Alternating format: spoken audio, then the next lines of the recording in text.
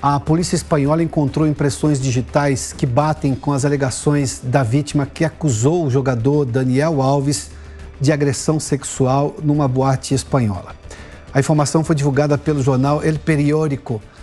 O repórter Luca Bassani tem as informações diretamente da Europa. Luca, boa tarde, bem-vindo. Esse dado contribui com o que nas investigações? Tudo indica mais um complicador para a história do Daniel, né?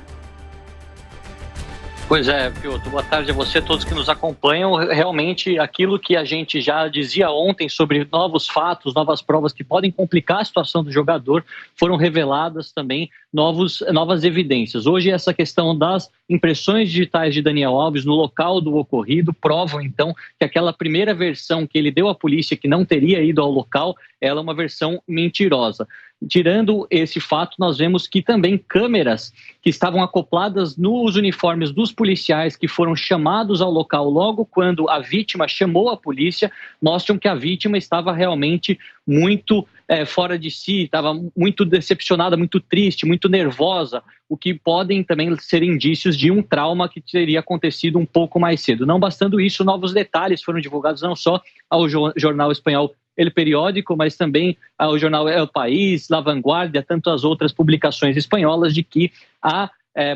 a vítima, foi levada a um médico legista após a denúncia, no qual pôde-se constatar escoriações em seu joelho, o que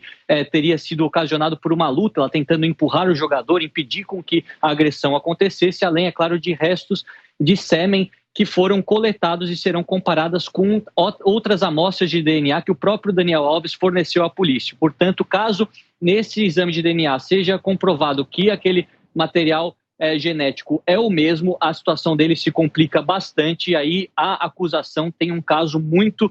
bem estruturado para pedir a sua condenação com a máxima pena aí de 12 anos para Daniel Alves perante a esse primeiro caso. Lembrando que ontem também uma amiga da vítima que estava no mesmo dia, no mesmo local, também fez uma denúncia sobre uma agressão sexual que ele teria tocado em suas partes íntimas, portanto, tudo isso vai aumentando como uma bola de neve e as novas provas, as novas testemunhas, outros garçons e funcionários do estabelecimento também dando depoimentos à polícia, apenas servem para confirmar a versão que foi dada pela vítima, essa versão que não foi modificada desde o primeiro depoimento, ao contrário de Daniel Alves, que até agora já deu vários detalhes diferentes, versões contraditórias, dizendo que não estava, depois que estava, que foi consensual, não falou exatamente do banheiro. Em uma versão ele disse que estava de roupa durante o ato, em outra versão diz que estava sem, até pela moça ter comprovado ver as tatuagens que ele levava no corpo. Então, realmente, tudo vai se complicando e ele se torna cada vez mais isolado, como a gente já disse aqui ontem também para a nossa audiência. Luca, então vamos lá, só para reestruturar o caso. O depoimento da vítima nunca foi alterado e as informações estão confirmando tudo o que ela disse lá atrás. Perdão. Do Daniel Alves, ele já modificou o depoimento dele. E agora tem o resultado também que a gente está aguardando para saber quando é que sai exatamente o resultado dessa análise genética dessa amostra de sêmen. Há uma previsão para sair o resultado disso também? Olha, a polícia não divulgou uma previsão para a divulgação, mas nós sabemos que como esse caso tomou os holofotes de toda a Espanha e também tem toda a comoção do público, a gente vê também a reunião, todas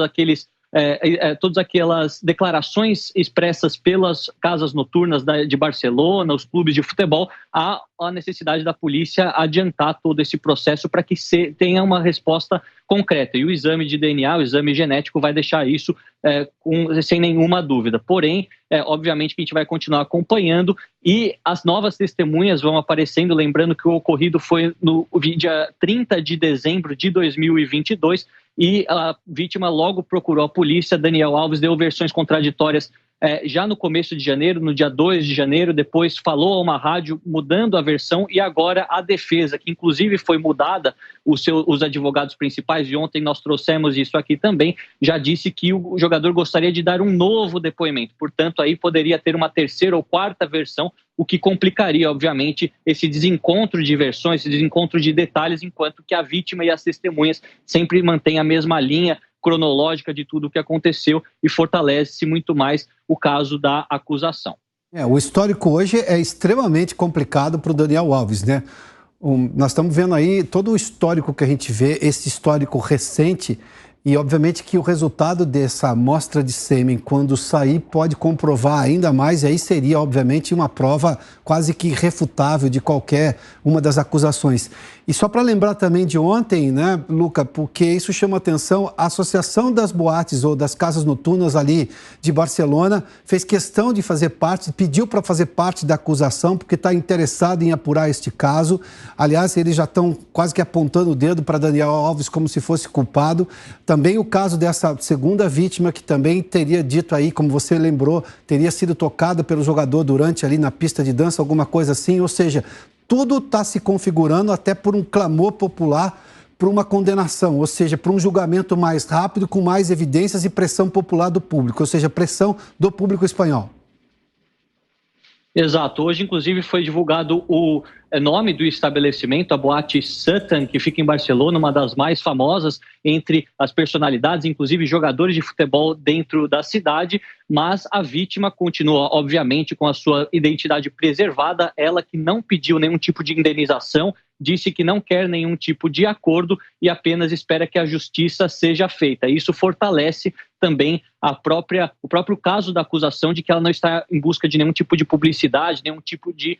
ganho financeiro com isso, como aconteceu em alguns outros casos que nós sabemos, tanto com políticos ou com jogadores de futebol, atletas, pessoas de evidência na sociedade. Então, o caso dele é bastante difícil, a comoção nacional ajuda a acusação ter ainda mais a opinião pública a seu favor e também fazendo com que a justiça busque todas as evidências e conclua a investigação o mais rápido possível para que se tenha um veredito e aí a condenação, caso aconteça, possa ser confirmada sem nenhuma dúvida, que é o que a vítima e a grande parte da população espanhola espera que aconteça. Luca Bassani, muito obrigado pelas informações diretamente da Europa.